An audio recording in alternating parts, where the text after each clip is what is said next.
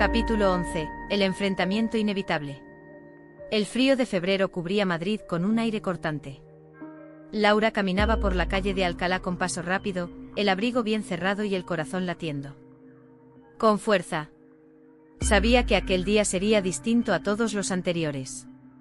La notificación judicial ya había llegado a Diego, y tarde o temprano, el enfrentamiento cara a cara sería inevitable. Hasta entonces el proceso había sido un cúmulo de documentos, reuniones con Javier, pruebas bancarias y estrategias legales. Todo se mantenía en un terreno frío, técnico. Pero en cuanto Diego recibiera formalmente la demanda, la batalla dejaría de ser abstracta para convertirse en personal. Y así fue. La llamada llegó al mediodía. Laura estaba en su oficina, revisando un contrato laboral para un cliente cuando vio en la pantalla del móvil un número que reconoció al instante, el de Diego. Dudó unos segundos antes de contestar. Su primer impulso fue dejarlo sonar hasta que se apagara. Pero algo más fuerte dentro de ella la obligó a responder. Sí. La voz de Diego sonó tensa, cargada de furia contenida. De verdad, Laura, una demanda, no te basta con el divorcio. ¿Tenías que arrastrar mi nombre por los tribunales? Laura apretó los labios. Había esperado esa reacción, pero sentirla en directo la golpeó como un puño invisible. No es tu nombre lo que arrastro, Diego. Son tus actos. Usaste nuestro dinero para comprar pisos a nombre de Raúl. Creíste que nunca me enteraría, pero aquí estoy. Hubo un silencio al otro lado. Luego una carcajada. Fácil, se trata de justicia. Diego resopló. Ya veremos quién gana, Laura. Te estás metiendo en un terreno peligroso. Lo único peligroso es seguir permitiendo tus mentiras. Nos vemos en el juzgado. Colgó sin darle tiempo a responder. Al dejar el móvil sobre la mesa, sintió que le temblaban las manos. Había sido breve, pero esa conversación había confirmado lo que sospechaba. Diego no pensaba ceder. Lucharía con uñas y dientes, aunque para ello tuviera que hundirla. Esa misma tarde, Laura recibió un correo de Javier. Diego ha contratado a un bufete importante. Son agresivos, pero eso significa que se lo toma en serio. Prepárate para que intenten desacreditarte en todo momento. Laura respiró hondo. Ya no había vuelta atrás. Esa noche, mientras caminaba por la Gran Vía iluminada, recordó los primeros años con Diego. Recordó su sonrisa en los viajes, sus promesas de futuro, las noches en que hablaban de tener hijos algún día. Todo parecía tan lejano. Como si lo hubiera vivido otra persona.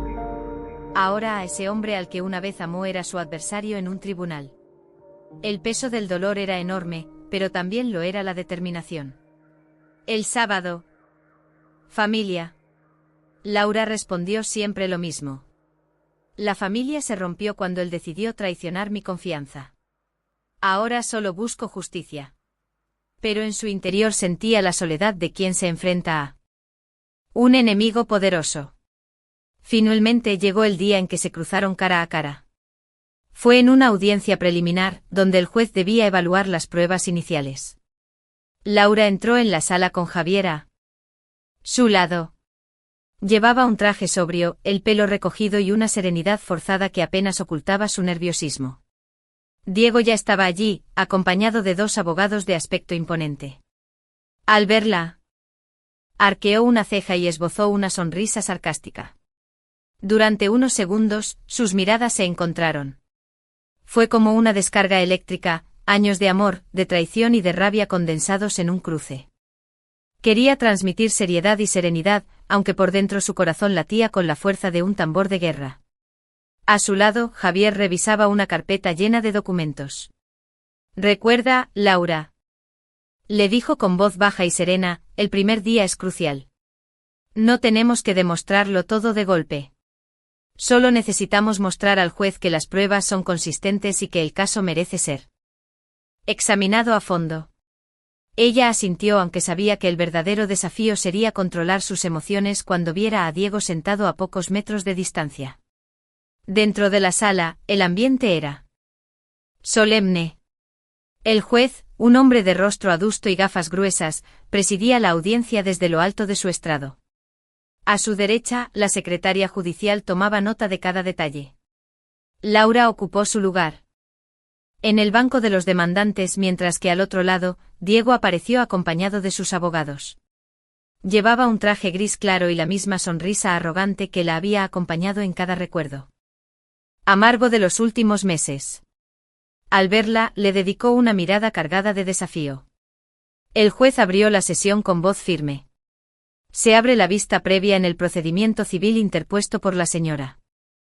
Diego nunca había recibido herencias significativas, lo sabía mejor que nadie. El abogado continuó. Además, los bienes adquiridos a nombre del señor Sánchez Ortega no guardan relación alguna con la señora Fernández. Pretender lo contrario es un abuso del proceso. El juez tomó nota sin expresar opinión alguna. Su rostro impenetrable aumentaba la tensión en la sala. Cuando llegó el momento de los interrogatorios preliminares, Javier pidió que Laura declarara. Ella se levantó con las piernas temblorosas pero la mirada firme. Juró decir la verdad y tomó asiento frente al juez.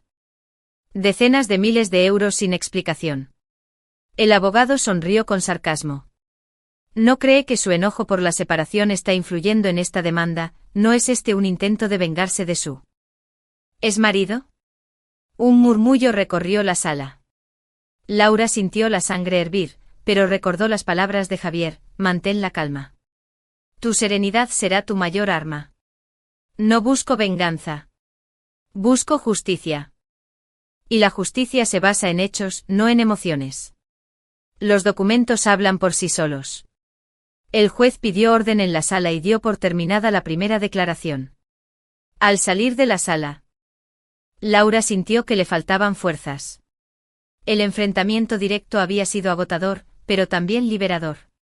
Había hablado con claridad, sin dejar que Diego ni sus abogados la intimidaran. En el pasillo, Javier la felicitó. Lo hiciste perfecto. Mostraste serenidad y firmeza. El juez lo notó. Ahora solo queda seguir presentando pruebas. Pero la calma duró poco. Diego se acercó. Hoy comenzó el juicio. Hoy hablé no como abogada, sino como mujer. No temblé, no me rendí. El camino será largo, pero ya no hay marcha atrás. El silencio de la ciudad se filtraba por la ventana. Pero en el corazón de Laura había un murmullo distinto, el de la justicia empezando a abrirse camino. Capítulo 13. Las palabras de Diego. El segundo día del juicio amaneció con un cielo plomizo sobre Madrid. Laura se vistió con calma, escogiendo un traje gris que reflejaba sobriedad y firmeza. Sabía que aquel día sería crucial, le tocaba a Diego declarar, y aunque ya había escuchado sus amenazas y sus sarcasmos, enfrentarlo en el estrado era otra cosa. Mientras caminaba hacia los juzgados de Plaza de Castilla, sentía una mezcla de ansiedad y determinación. Recordaba la primera vez que lo vio. En la universidad, aquel joven carismático que llenaba las aulas con su seguridad. Y ahora, tantos años después, ese mismo hombre se disponía a negar todo lo que habían construido juntos. En la sala, el ambiente estaba cargado. El juez ocupaba su lugar con gesto severo, la secretaria judicial preparaba los documentos y las partes tomaban asiento. Diego apareció con paso seguro. Impecablemente vestido con un traje azul marino y corbata granate. Saludó a su abogado con una sonrisa calculada y se sentó frente a Laura, lanzándole una mirada de superioridad. Cuando el juez lo hacer inversiones. Esas inversiones fueron personales, y en ningún momento formaban parte del patrimonio común con Laura. Laura apretó los dientes. Mentira tras mentira. Diego jamás había recibido herencias significativas, todo era un relato inventado. El abogado continuó. ¿Puede aclarar entonces a qué se deben las transferencias señaladas por la parte demandante? Diego sonrió con aire confiado. Esas transferencias correspondían a mis propios fondos. La cuenta conjunta era un canal cómodo para mover dinero, pero no eran aportaciones de Laura. Ella nunca manejó las cifras grandes. Todo lo que aportaba eran cantidades modestas destinadas a gastos domésticos. Yo fui quien sostuve la economía real del hogar. Las palabras resonaron como un golpe en el pecho de Laura. Era como si la borrara de la historia, reduciendo años de esfuerzo a un papel decorativo. Llegó entonces el turno de Javier. Con voz firme se acercó para interrogarlo. Señor López. ¿Puede mostrar algún documento que acredite esas supuestas herencias de las que habla? Diego titubeó apenas un segundo, pero recuperó rápido la compostura. No tengo aquí los documentos. La secretaria llamó al siguiente bloque de preguntas. Laura observaba cada gesto de Diego, cada inflexión en su voz. Era el mismo hombre que una vez la convenció de confiar ciegamente. Pero ahora veía con claridad lo que siempre estuvo oculto, un manipulador capaz de moldear la realidad a su conveniencia. Diego intentó recuperar terreno. Señoría, me resulta doloroso estar aquí. Cuaderno. Escribió con mano firme. Hoy escuché las palabras de Diego. No eran más que disfraces, máscaras mal cosidas para tapar la verdad. Durante años me engañó con palabras dulces. Ahora lo hace con palabras envenenadas. Pero yo ya no soy la misma. He aprendido a escuchar más allá de lo que dice, lo que calla lo delata. Cerró el cuaderno y miró por la ventana. El cielo seguía gris, pero en su interior sentía un rayo de luz. Diego podía tener abogados caros y discursos elaborados, pero ella tenía algo más poderoso, pruebas y la firmeza de quien no piensa. Rendirse. El juicio apenas comenzaba, pero Laura sabía que cada palabra de Diego sería usada en su contra. Y eso paradójicamente la llenaba de esperanza. Capítulo 14. La voz de Laura. El amanecer. Del día siguiente trajo consigo un aire gélido, aunque el cielo estaba despejado sobre Madrid. Laura se preparó en silencio con la mente concentrada en lo que le esperaba, aquel día sería su turno. De hablar, no solo como demandante sino como mujer que se negaba a seguir siendo silenciada. Había pasado la noche revisando una y otra vez sus notas, memorizando fechas, montos, detalles. Pero sabía que más allá de los números, lo que realmente importaba era transmitir la verdad de su historia. No podía dejar que las palabras de Diego, dichas con tanta arrogancia el día anterior, quedaran sin respuesta. La sala del tribunal estaba igual de solemne que siempre, pero esa mañana se sentía más tensa. Laura entró con paso firme acompañada de Javier, y se sentó en el banco de los demandantes. Diego ya estaba allí, impecable como de costumbre, con Raúl a su lado y los abogados listos para atacarla en cuanto abriera la boca. El juez pidió silencio y anunció que se procedería a escuchar nuevamente a la parte demandante, esta vez con un testimonio más detallado de la señora Fernández Martín. Laura se levantó, respiró hondo y caminó hacia el estrado. Cada paso resonaba en su interior como un tambor. Juró decir la verdad y tomó asiento. Javier inició el interrogatorio con voz serena. Señora Fernández, ¿puede contarle al tribunal cómo se organizaban sus finanzas matrimoniales y qué rol desempeñaba usted en la gestión de los ahorros? Laura asintió manteniendo la mirada fija en el juez. Desde el inicio de nuestro matrimonio, Diego y yo abrimos una cuenta conjunta. Acordamos que cada uno aportaría una cantidad mensual para crear un fondo común destinado a proyectos futuros, viajes, una posible segunda vivienda, incluso la idea de formar una familia. Yo cumplí puntualmente con mis aportaciones, siempre desde mi salario de abogada laboralista. Confiaba en que él hacía lo mismo. Nunca dudé de su palabra. Hizo una pausa breve, dejando que sus sentí traición. No solo económica, sino personal. Durante años confié en un compañero que, en lugar de construir conmigo, construía en secreto con otro nombre. Yo puse mi esfuerzo, mi tiempo, mis sueños en ese ahorro. Y él lo utilizó para ocultar bienes que me correspondían por derecho. Un murmullo recorrió la sala. Llegó el turno de la defensa. El abogado de Diego se levantó con gesto altivo y comenzó con un tono casi sarcástico. Señora Fernández, ¿no es cierto que usted nunca revisó los movimientos bancarios mientras duró el matrimonio? Laura lo miró con serenidad. Sí. Es cierto. No lo revisé porque confiaba. Y el matrimonio, señor letrado, se basa en la confianza. Esa confianza fue lo que él traicionó. El abogado intentó incomodarla con otra pregunta. Fue de quien, aprovechándose de la confianza que le entregué, actuó con ocultamiento y engaño. Yo cumplí mi parte, él fue quien violó el acuerdo. El juez intervino. Responda con claridad. Por favor. Sí, señoría. Fui transparente con mis aportaciones. El señor López no lo fue. Diego desde su asiento se removía con incomodidad. Su abogado lanzó una última pregunta cargada de veneno. ¿No será que esta demanda es un intento de obtener dinero ahora que su matrimonio fracasó, un recurso para compensar lo que usted no pudo mantener? La sala contuvo el aliento. Era un ataque directo, más emocional que legal. Laura sintió un golpe en el estómago, pero recordó lo que Javier le había dicho: no caigas en la provocación. Responde con la verdad. Alzó la voz. Con firmeza y sin titubeos. No busco compensación por un fracaso. Busco justicia por un fraude. El matrimonio terminó porque la confianza se rompió. Y ahora, lo único que pido es que se reconozca. Laura encendió la lámpara del salón y abrió su cuaderno. Con la mano aún temblorosa, escribió. Hoy recuperé mi voz. Durante años callé por miedo, por confianza ciega, por amor mal entendido. Hoy hablé frente a un juez, frente a él, y no me quebré. Mi voz ya no es un susurro, es un grito sereno que exige justicia. Cerró el cuaderno y miró por la ventana. La ciudad seguía viva bajo las luces nocturnas, indiferente a su batalla personal. Pero en su interior, algo había cambiado. Ya no era solo una mujer traicionada.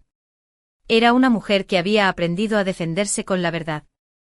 El juicio continuaría, con testigos, con pruebas, con más enfrentamientos.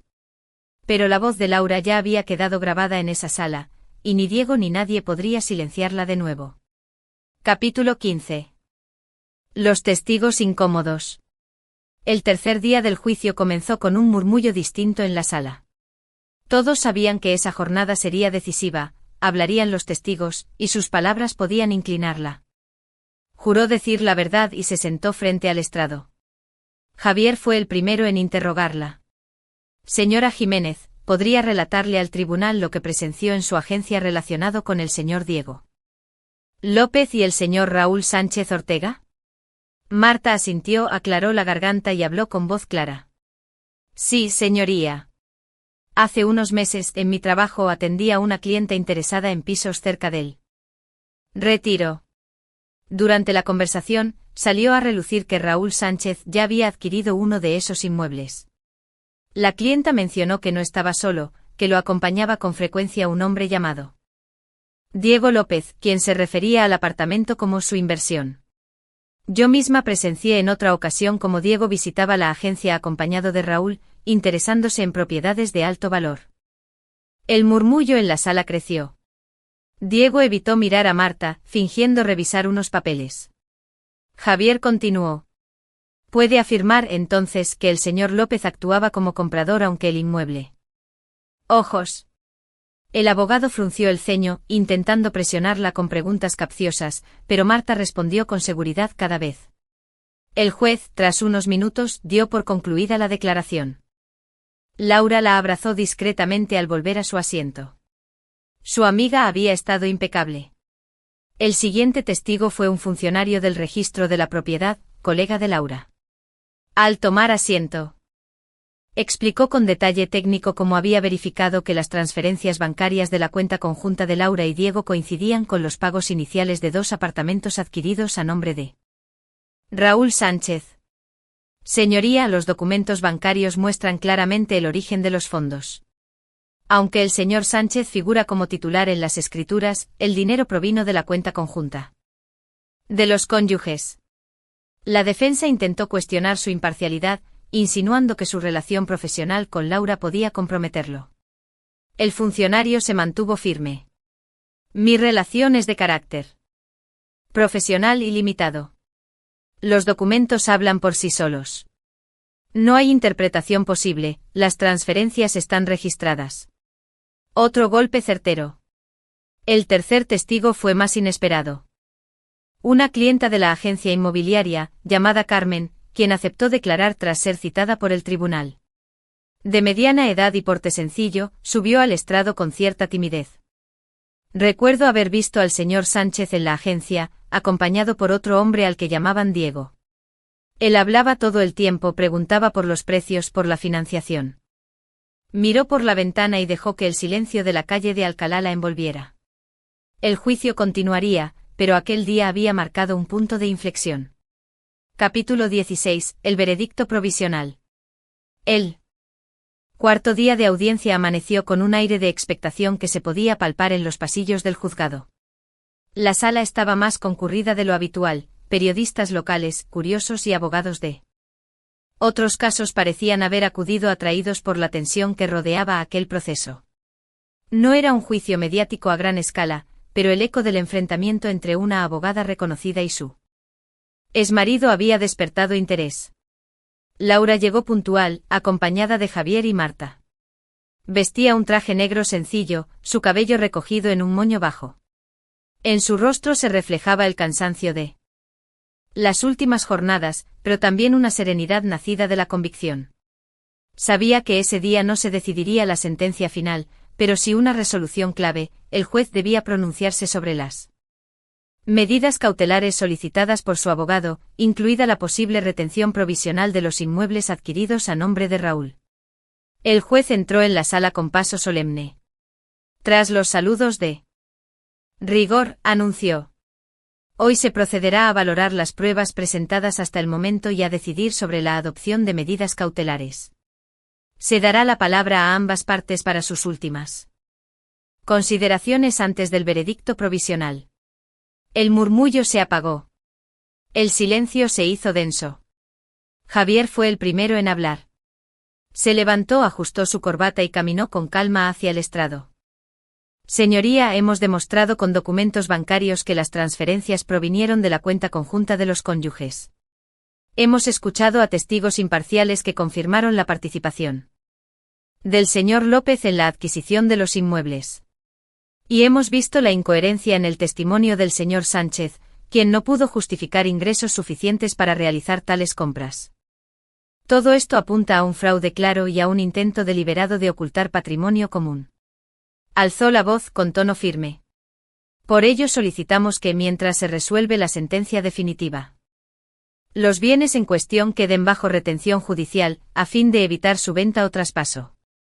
De lo contrario, se corre el riesgo de que el demandado continúe ocultando o liquidando activos, privando a mi cliente de su derecho legítimo.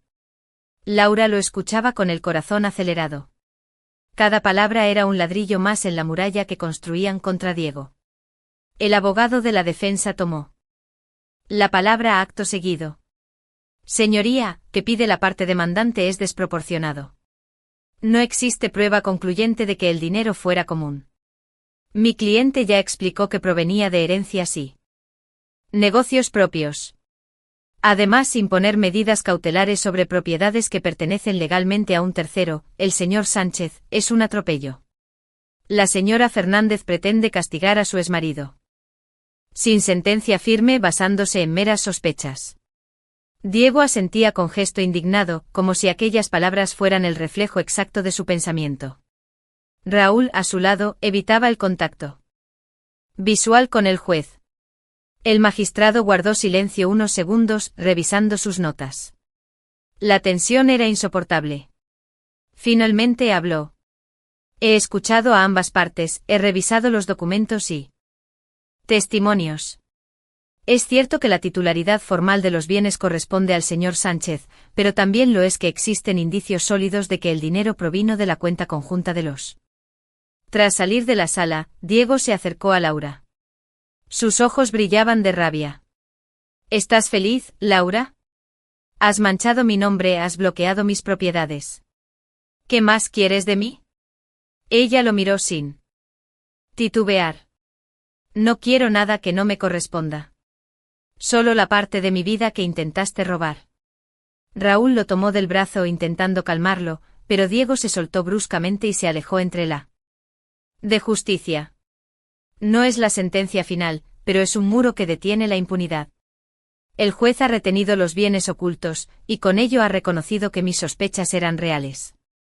El veredicto provisional no es solo un trámite, es la señal de que la verdad está abriéndose paso. Cerró el cuaderno y miró por la ventana. La ciudad seguía viva, iluminada bajo el cielo gris. Por primera vez en meses, Laura sintió que respiraba sin miedo. El camino aún era largo, pero ya no avanzaba sola, la justicia caminaba a su lado. Capítulo 17. La presión final. El eco del veredicto provisional seguía resonando en la mente de Diego. La decisión del juez de congelar los bienes lo había golpeado donde más le dolía, en su orgullo y en su bolsillo. Durante años había jugado a moverse en las sombras, convencido de que siempre tendría el control. Pero ahora, esa seguridad se resquebrajaba. Laura, por su parte, experimentaba una calma extraña. Sabía que el camino no estaba ganado aún. Que el juicio continuaría, pero la medida cautelar representaba un triunfo moral. El juez había reconocido, aunque fuera de manera provisional, la veracidad de sus sospechas. Eso bastaba para devolverle una fuerza renovada. 2 días después de la audiencia, Laura recibió una llamada inesperada. Era un número oculto. Dudó antes de contestar, pero finalmente deslizó el dedo por la pantalla. ¿Laura? Reconoció al instante la voz de Diego. Sonaba menos arrogante, más tensa, como un hilo a punto de romperse. ¿Qué quieres? Hablar. Solo tú y yo. Sin abogados, sin jueces. Sin público. Creo que todavía podemos arreglar esto. Laura apretó los labios.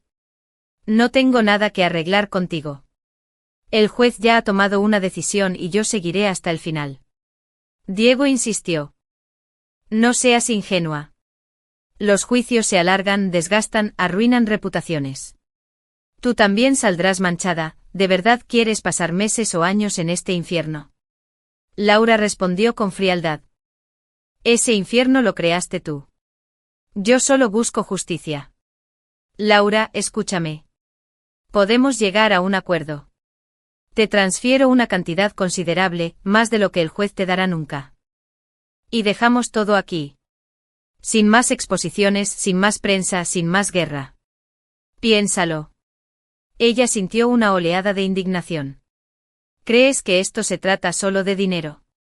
Lo que robaste no fue solo económico, fue mi confianza, mis años, mis sueños.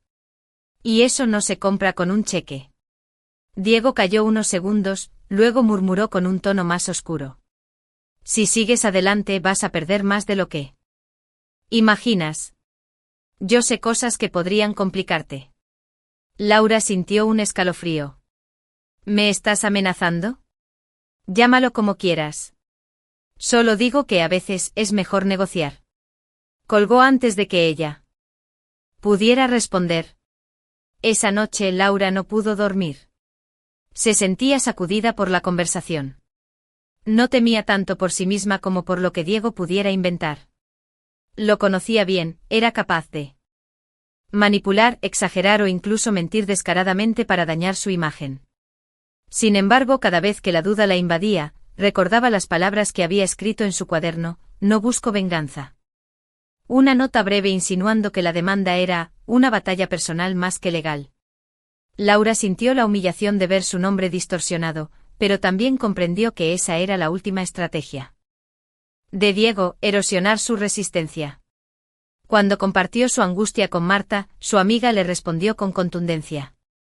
Eso significa que tiene miedo. Cuando alguien recurre a rumores y calumnias, es porque sabe que no puede ganar con pruebas. La siguiente audiencia estaba programada para la semana siguiente. Laura sabía que ese sería el momento de mostrar que la presión de Diego no la había. Capítulo 18. El alegato final. La mañana del alegato final amaneció fría, con un cielo gris que parecía reflejar el peso del día. Laura se vistió con la misma serenidad que había cultivado utilizando el dinero que ambos cónyuges habían aportado con esfuerzo, ocultándolo bajo la apariencia de una titularidad ajena. Por ello solicitamos que los bienes adquiridos sean reconocidos como. Soy una mujer que compartió años de vida con alguien en quien confió ciegamente. Durante ese tiempo aporté cada euro de mi salario, cada esfuerzo de mis largas jornadas, para construir un futuro común. Creí en esa palabra, común. Pero descubrí que mientras yo soñaba con viajes, con proyectos, con una familia, mi marido construía un patrimonio en secreto, a nombre de otro. Hizo una pausa. Su voz apenas temblaba. No estoy aquí por venganza. No estoy aquí porque un matrimonio fracasó.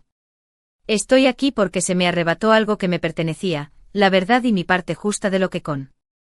El alma ligera. Había dicho lo que llevaba meses guardando. El turno pasó a la defensa. El abogado de Diego se levantó con aire desafiante. Señoría, lo que hemos escuchado no es más que un relato. Dramático, cargado de emociones, pero vacío de pruebas concluyentes. Insistimos, los bienes son de titularidad del señor Sánchez, y cualquier intento de vincularlos al señor López es mera especulación. Además, es evidente que la motivación de la señora Fernández es económica y personal, fruto del resentimiento tras un divorcio doloroso. No podemos permitir que los tribunales se conviertan en escenarios para venganzas privadas. Diego sonreía con satisfacción cada vez que su abogado lo defendía. Pero el juez no se inmutó. Tomaba notas con la misma calma con que lo había hecho desde el inicio del juicio. Tras escuchar a ambas partes, el magistrado cerró la carpeta de documentos y habló con voz grave. El tribunal ha recibido alegatos sólidos de ambas partes. No emitiré sentencia definitiva en este momento, será redactada y notificada en los plazos correspondientes. Sin embargo, puedo adelantar que el caso ha presentado indicios claros que justifican las medidas cautelares ya dictadas y que éstas se mantendrán vigentes hasta el fallo final. El murmullo volvió a recorrer la sala. Diego frunció el ceño, visiblemente molesto. Raúl, más nervioso que nunca, bajó la mirada. Al salir de la sala, Marta abrazó a Laura con fuerza. Has estado increíble. No solo hablaste como abogada, hablaste como mujer, y eso se sintió. Javier con una sonrisa. Madrid seguía vibrando bajo el cielo gris, indiferente a su lucha. Pero en su interior, Laura sintió que algo ya había cambiado, la carga se había vuelto más liviana, porque había dejado de ser solo suya y ahora estaba en manos de la justicia. Capítulo 19. La sentencia definitiva. La mañana en que se anunció la fecha de la sentencia definitiva, Laura sintió que el tiempo se detenía. Durante semanas había vivido con la ansiedad de la espera, noches en vela, días en los que el simple sonido del teléfono la hacía saltar, momentos de calma interrumpidos por la sombra constante de la incertidumbre. El juzgado había convocado a las partes para la lectura del fallo. No habría más testigos ni alegatos, solo la voz solemne del juez poniendo fin a meses de batalla. En la calle de Alcalá, antes de salir, Laura se vistió con su traje azul oscuro, el mismo que había usado en la primera audiencia. Lo hacía como un gesto simbólico, cerrar el círculo tal como lo había empezado. Encendió la vela del salón y escribió en su cuaderno una frase breve. Hoy escucharé la verdad desde la voz de la justicia. Luego cerró el cuaderno, tomó su bolso y salió. El ambiente en el juzgado era distinto al de los días anteriores. No había tantos curiosos ni periodistas, solo los rostros tensos de los implicados y sus abogados. Diego estaba allí, impecablemente vestido. Con el gesto serio, aunque sin la sonrisa arrogante que solía mostrar. Raúl, a su lado, parecía más nervioso que nunca, su traje mal ajustado y su mirada huidiza lo delataban. Laura entró acompañada de Javier. Sus pasos resonaron firmes en el pasillo. Cuando se sentó en su lugar, evitó mirar directamente a Diego. No quería darle ese poder. El juez apareció puntual y la sala se puso en pie. Con voz grave inició la lectura.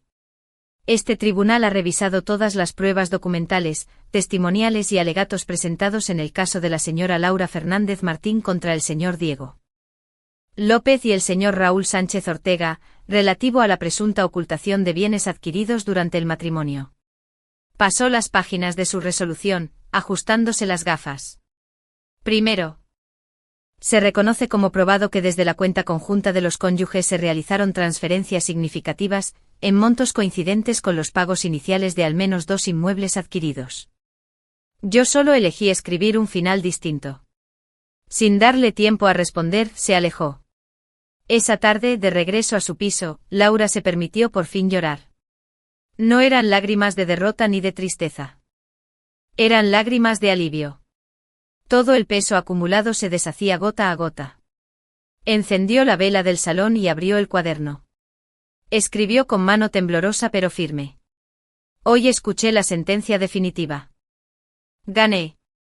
Pero lo que más gané no fue dinero ni bienes, fue recuperar mi voz, mi dignidad, mi capacidad de mirar al futuro sin miedo. La justicia habló y con ella, yo también me liberé. Cerró el cuaderno, apagó la vela y se acercó a la ventana. Afuera, Madrid brillaba bajo las luces nocturnas, indiferente a su historia. Pero dentro de ella, algo había cambiado para siempre. La mujer que un día cayó por confianza ciega ya no existía. En su lugar estaba alguien que aprendió a luchar, a resistir y a alzar la voz.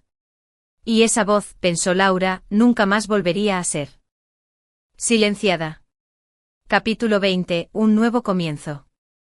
El día después de la sentencia, Madrid amaneció con un sol radiante, como si la ciudad quisiera acompañar el renacer que Laura sentía dentro de sí. Durante meses había caminado bajo un cielo gris, con el corazón encogido por la incertidumbre.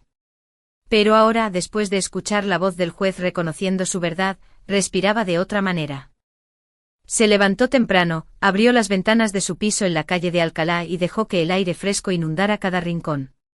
Por primera vez en mucho tiempo, no sintió la necesidad de revisar papeles ni opinaran. Lo único que le interesaba era mirar hacia adelante. Esa misma mañana recibió la llamada de Javier. ¿Cómo amaneces, Laura?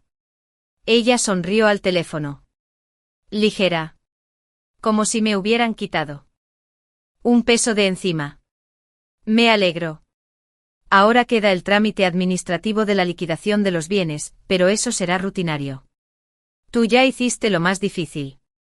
Gracias por estar conmigo en todo. Escuchar música clásica mientras cocinaba. Pequeños placeres que le recordaban que estaba viva. Un sábado por la mañana, decidió visitar el barrio donde estaba uno de los pisos que habían intentado. Capítulo 11. El enfrentamiento inevitable. El frío de febrero cubría Madrid con un aire cortante. Laura caminaba por la calle de Alcalá con paso rápido, el abrigo bien cerrado y el corazón latiendo con fuerza. Sabía que aquel día sería distinto a todos los anteriores. La notificación judicial ya había llegado a Diego, y tarde o temprano, el enfrentamiento cara a cara sería inevitable. Hasta entonces el proceso había sido un cúmulo de documentos, reuniones con Javier, pruebas bancarias y estrategias legales. Todo se mantenía en un terreno frío, técnico. Pero en cuanto Diego recibiera formalmente la demanda, la batalla dejaría de ser abstracta para convertirse en personal. Y así fue. La llamada llegó al mediodía. Laura estaba en su oficina, revisando un contrato laboral. Para un cliente cuando vio en la pantalla del móvil un número que reconoció al instante, el de Diego. Dudó unos segundos antes de contestar.